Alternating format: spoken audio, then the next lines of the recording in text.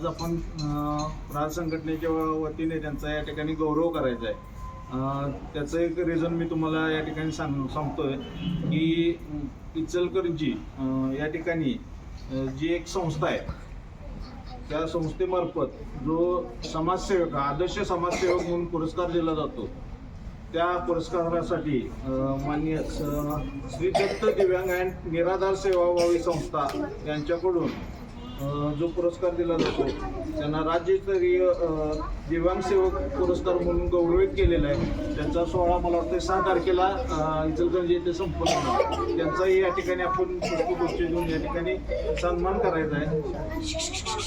मी पुन्हा एकदा सर्वांचं स्वागत करून सर्व चिमुकल्यांचं या ठिकाणी स्वागत करतो. मी माझं प्रास्ताविक थांबवणार आहे.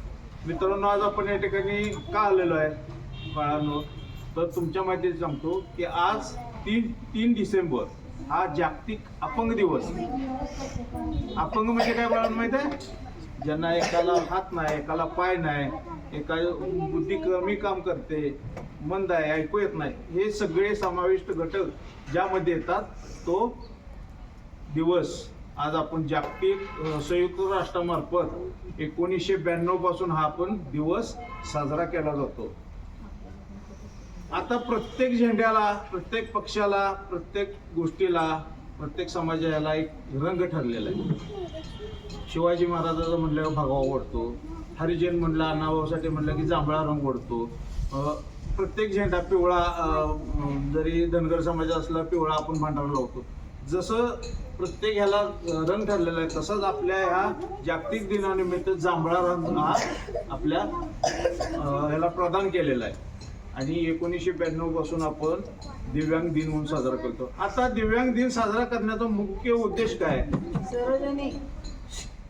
तर ह्या समाजामध्ये दिव्यांगाची प्रतिमा उंचावावी, त्यांचं सक्षमीकरण व्हावं, यासाठी समाजामध्ये जनजागृती व्हावी, ह्यासाठी हा दिव्यांग दिन साजरा केला जातो, जेणेकरून दिव्यांगांना सन्मान मिळाला पाहिजे.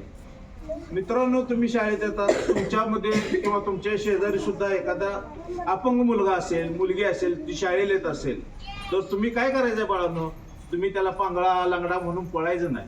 तुम्ही काय करायचं आहे, तो जर शाळेला येत असेल तर त्याची बॅग आपण खांद्यावर घ्यायची आणि त्याला शाळेपर्यंत आणायचं.